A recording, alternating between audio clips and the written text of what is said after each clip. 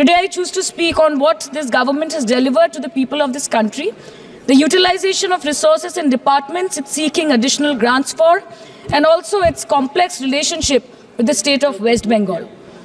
Sir, इनके bulldozer के चलते मैडम भारत के लोग सवाल पूछना भूल गए और भारत की जनता आजकल इतनी भूखी है कि खाने को धोखा भी खा लेती है। मैडम, भारत में एक मिडिल क्लास जो 1 साल पहले एक वेजिटेरियन थाली 100 रुपये में खाता था, आज वही वेजिटेरियन थाली 152 रुपये की हो गई। टमाटर की कीमत 247% बढ़ गई, आलू की कीमत 180%, लहसुन 128% और तेल, नमक, आटा, मैदा 18%। पहले आम आदमी पॉकेट में पैसा लेके बाजार जाता था और थैली भरकर सामान लाता था, लेकिन अमृतकाल में आदमी थैली भरकर पैसा लेके जाता है और पॉकेट में आलू, टमाटर, प्याज लेके घर वापस आता है। सर, माननीय वित्त मंत्री ने पहले कहा था कि बहुत हो गई महंगाई की मार, अब की बार मोदी सरकार, और आज उनके विचार में inflation is an international problem, महंगाई एक अंतर्राष्ट्रीय समस्या है। तो विश्व गुरु, विश्व बंधु इस अंतर्राष्ट्रीय समस्या का समाधान क्यों नहीं कर पा रहे हैं? Ma'am, 74% of Indians are unable to afford a healthy diet. The household savings have plunged to a 50-year low. Around 48% of the households in this country are facing a financial crisis क्योंकि उनका खर्चा उनकी कमाई से ज़्यादा है। The economic inequality in India is a 100-year high. The country's GDP growth rate for the second quarter 24-25 decreased to 5.4%, which is the lowest in 2 years. The government's total debt has reached a staggering 176 lakh crore, and the total debt is expected to soar up to 185 lakh crore by the end of the financial year. आज आपके उधार की वजह से हर हिंदुस्तानी पर 1.25 लाख का बोझ चढ़ गया और आप उनकी मजबूरी को अपनी ताकत समझते हैं। नरेंद्र मोदी जी आने के पहले 75 साल में 12 करोड़ गैस के सिलेंडर गरीबों के नहीं, अर्बन एरिया के गरीबों के बहुत छोटी सी संख्या थी, और नरेंद्र मोदी जी ने 10 साल में 12 करोड़ बांटे। शौचालय की संख्या भी आपके 75 साल से कई गुना ज्यादा है। घर बनाने की संख्या भी आपके 75 साल से कई गुना ज्यादा है। और मान्यवर, उसकी दवाई का कोई व्यवस्था नहीं था।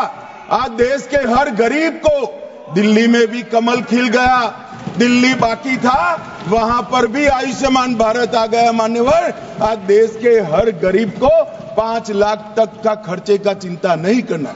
सिर्फ बंगाल बचा है दादा, ये चुनाव के बाद वहां पर भी कमल खिलेगा और वहां पर भी आयुष्मान भारत आ जाएगा।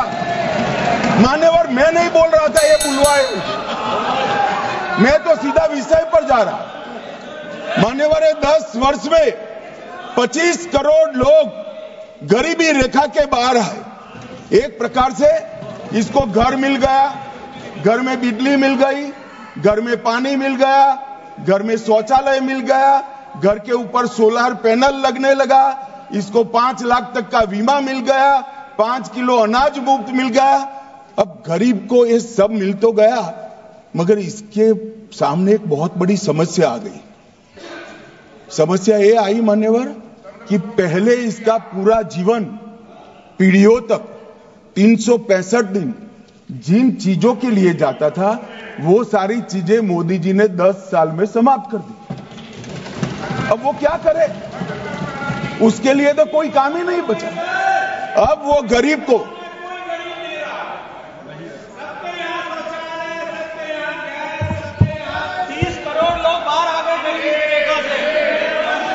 मान्यवर, इनकी बात सही है।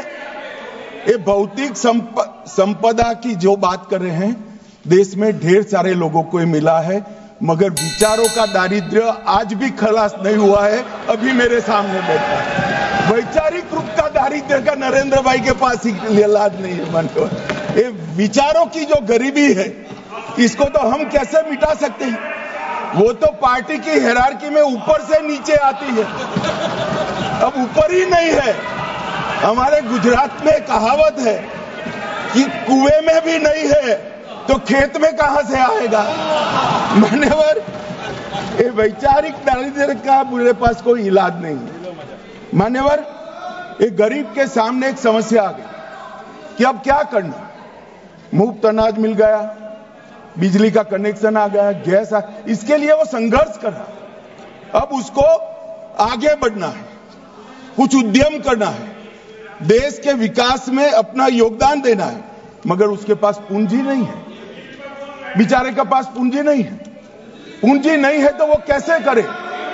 और मान्यवर, पूंजी बगैर के व्यक्ति को उद्यमिता के साथ जोड़ने का एक ही रास्ता है, कोऑपरेटिव सेक्टर, जिसके माध्यम से 100 रुपए की पूंजी के मिलाकर करोड़ों लोग साथ में आकर अपना उद्यम कर रहे हैं, सम्मानपूर्वक जी रहे हैं, स्वरोजगार भी प्राप्त कर रहे हैं और स्वरोजगारी के माध्यम से देश के विकास में अपना योगदान भी दे रहे हैं। मान्यवर, ढेर सारे अर्थशास्त्रियों के हिसाब से देश के अर्थतंत्र का एक मानांक जीडीपी है।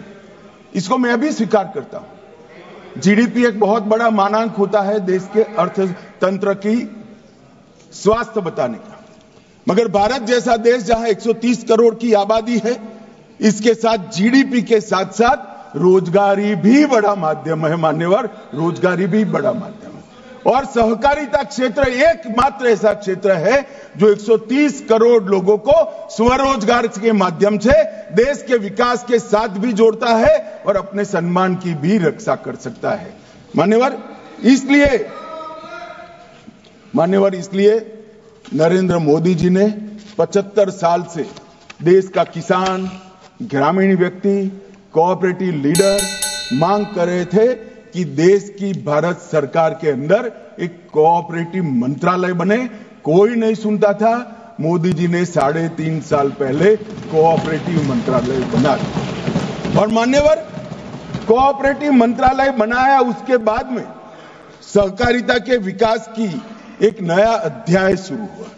मान्यवर, कोऑपरेटिव मंत्रालय बनाने के बाद देश की 8 लाख सहकारी समितियां हैं, 30 करोड़ लोग इसके सदस्य बने हैं। एक प्रकार से हर परिवार से एक व्यक्ति जुड़ा है। देश में हर 5वां व्यक्ति कोऑपरेटिव से जुड़ा हुआ है और इसके विकास के लिए 75 साल से कोई प्रयास मान्यवर नहीं किया गया था। और मान्यवर, इसीलिए